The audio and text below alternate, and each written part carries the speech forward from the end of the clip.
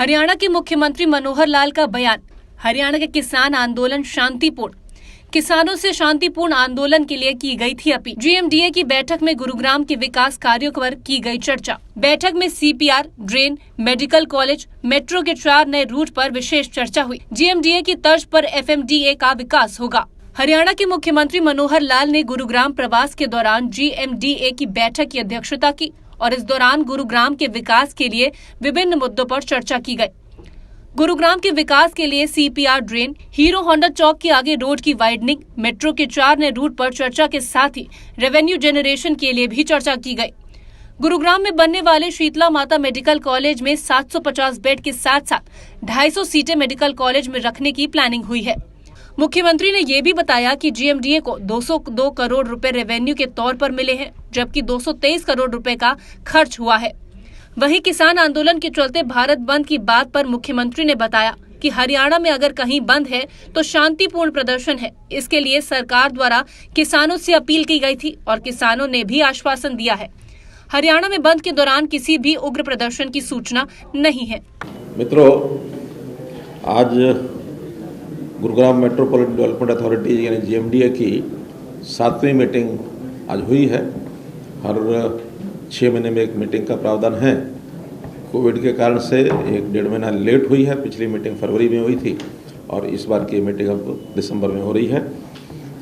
जितने भी इश्यूज़ पिछली मीटिंग में थे उनके ऊपर जो एक्शन टेकन रिपोर्ट वो सारी चर्चा की गई। जहाँ कहीं प्रोग्रेस थी वो सारी प्रोग्रेस बताई गई है और जहाँ उसको स्पीड अप करने की बात आई है वो सारा विषय भी हुआ है।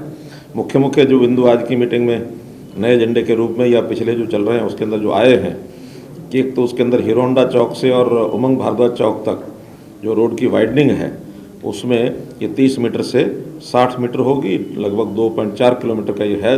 200 करोड़ रुपए का ये प्रोजेक्ट है।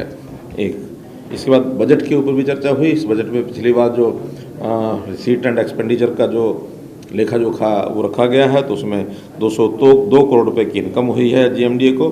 223 करोड़ रुपए का खर्च हुआ है तो 21 करोड़ रुपए का लॉस है जो बजट में से इसको पूरा किया जाएगा।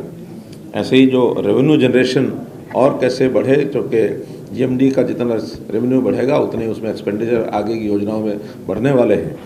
तो जो स्टैम्प ड्यूटी के 2% का पैसा पहले लिया जाता था ULB के द्वारा, अब उसमें से 1% जो है GMDA को मिलेगा और 1% ULB को मिलेगा। इसका भी बंटवारा किया है। प्रपोजल और भी है कि कुछ और टैक्सेस जितने हैं उनके ऊपर कोई सेस लगाया जाए ताकि इसमें से कुछ इनकम को बढ़ाया जाए। CPR के साथ एक ड्रेन का प्रपोजल ये बना है, वो हमने नेशनल हाईवे अथॉरिटी को दिया है तो उन्होंने स्वीकार कर लिया। उसके ऊपर भी 135 करोड़ रुपए की कॉस्ट आएगी। CPR के साथ एक नई ड्रेन बनेगी जो बाद में अंत में नजफगढ़ झील के अंदर ही टर्मिनेट होगी। मेडिकल कॉलेज, शीतला माता मेडिकल कॉलेज जो योजना यहाँ बनी है उसका भी प्रपोजल उसको बनाया गया है। 650 बेड्स, 650 बेड्स और प्लस 100 बेड्स होंगे किसके, ट्रॉमा के। तो ऐसे 750 बेड का ये हॉस्पिटल होगा और 250 सीटें मेडिकल कॉलेज की होंगी।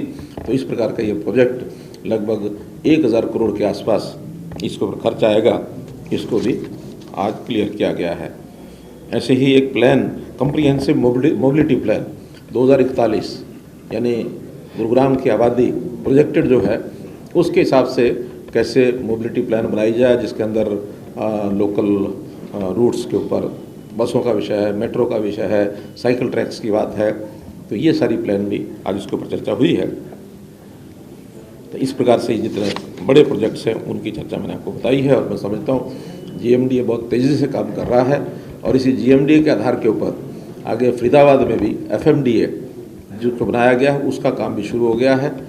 हम यहाँ से जो अपने बसों का 200 बसें हमने यहाँ जो खरीदी हैं अभी उसमें से 40 बसें अब FMDA को दी जा रही हैं ताकि वो फरीदाबाद में उनके लोकल रूट्स के ऊपर वो बसें चलाई जा सकें, क्योंकि यहाँ कोरोना के कारण से पूरी बसों का उपयोग यहाँ अभी नहीं हम कर पा रहे हैं। तो 40 बसें वहाँ उनको दी जाएंगी ताकि कुछ समय वो भी अपनी बसों को उसमें चलाएँगे। बाद में उसके ऊपर और काम किया जाएगा। विभिन्न मेट्रो के रूट्स हैं उनके ऊपर भी विचार हुआ। 4 जो रूट्स हैं जो आगे प्लानिंग में हैं जो 2025 तक 26 तक बनेंगे उस पर भी चर्चा हुई है, किस किस की क्या क्या प्रोग्रेस है उसके ऊपर भी चर्चा हुई है। नेल्सन मंडेला मार्ग के साथ एक कनेक्शन जो MG रोड का बने उसके ऊपर भी चर्चा हुई है। सर, भारत बंद का कितना असर आज हरियाणा में देखने को मिल रहा है? देखिए, क्योंकि वो समय उनका 12 बजे से लेकर 3 बजे तक है, इसलिए अभी तक तो कोई ऐसा असर नहीं है, लेकिन 12 से 3 मैं समझता हूँ अगर होगा भी, जो जहाँ होगा वो पीसफुल होगा, ऐसा आश्वासन उन किसान संगठनों ने भी दिया है और हमने भी अपील की है कि ये जो ऑल इंडिया बंद जो दिया गया, इसकी कॉल दी गई है 12 से 3 शांतिपूर्वक हो जाए, कोई भी व्यक्ति लॉ एंड ऑर्डर की अपने हाथ में।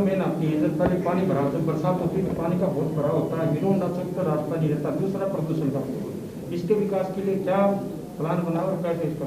जैसे मैंने बताया कि CPR के साथ जो एक एक्स्ट्रा अलग से ड्रेन बनाने का जो आज प्रपोजल जो जिसको क्लियर किया है नेशनल हाईवे ने उसको स्वीकार कर लिया, उसका हेतु यही है कि जो नजफगढ़ ये जो अपनी ड्रेन है कौन सी बादशाहपुर ड्रेन, इसका पीछे से ही पानी डाइवर्ट करके उस ड्रेन के माध्यम से और सीधा नजफगढ़ ड्रेन में जाए, ताकि ये जो हीरो होंडा चौक का जो पानी का जो ओवरफ्लो है इसको कैसे रोका जा सके उसकी प्लान बनाई है। सर, किसानों ने तोड़फोड़ शुरू कर दी है, अभी कनाल में तोड़फोड़ हुई है, दूसरा जींद रोड भी, नेक्शन रोड भी बंद कर दिए हैं। मैंने बताया कि ये उग्र रूप धारण कर रहा है सर, इसका कैसे हल होगा? और इसका मैंने बताया कोई ऐसा रूप धारण नहीं है, शांतिपूर्वक चल रहा है और मैं आशा करता हूँ कि शांतिपूर्वक संपन्न होगा। धन्यवाद।